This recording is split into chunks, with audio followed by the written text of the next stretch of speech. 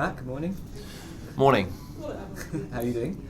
The first thing I'm going to say, Yeah. which is vitally important above everything else, my legs are incredibly numb, and I have pins and needles in my left calf, which is not good. We'll keep this brief.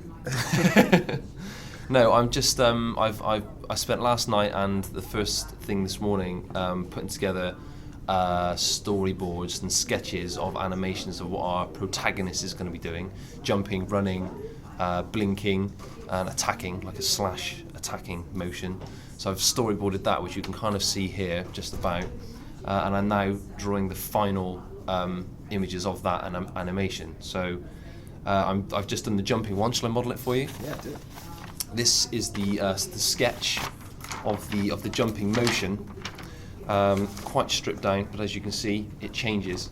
And this is hopefully the final one. So these images will be cropped into our computers, into our technology, and they will then be manipulated into a sprite. A bit of technical terminology there for you. What's a sprite? A sprite is I don't know. It's like it's a piece of colour on screen, moving. I just want to point out that I'm a composer, not a game designer, so this is all new to me. But yeah, so this is the final animation of our guy jumping, and I'm just doing a running one as well, which at the moment consists of just a face. But and I've also got the end level bosses to do. These are our level design bosses. Explain the powers. Well, we wanted to pick out something that's very, soulful of each of our own our sort of personalities and characters. So naturally, for me, I've thought holding a big keyboard would be quite thematic. I'm not too sure on the firearm. I think that's a bit too dramatic for this community game. But my attack rather is going to be firing musical notes at the player.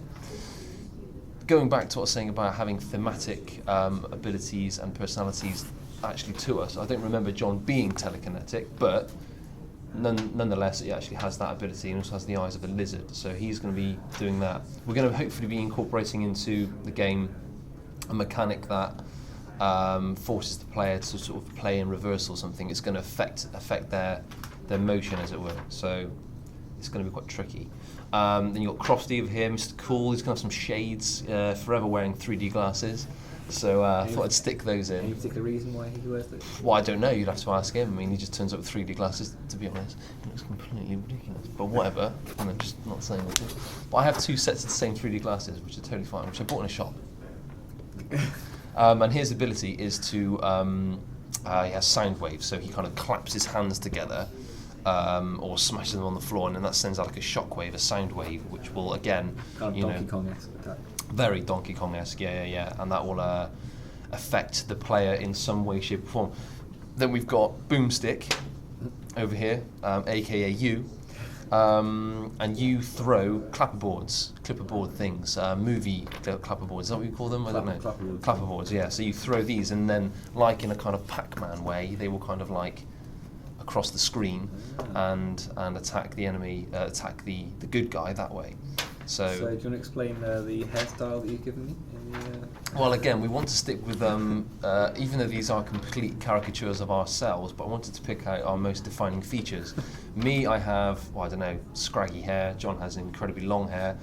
Crofty's got sort of a flat top with some shades, and then you've just got no shades and no flat top, just with a kind of Homer Simpson kind of hair.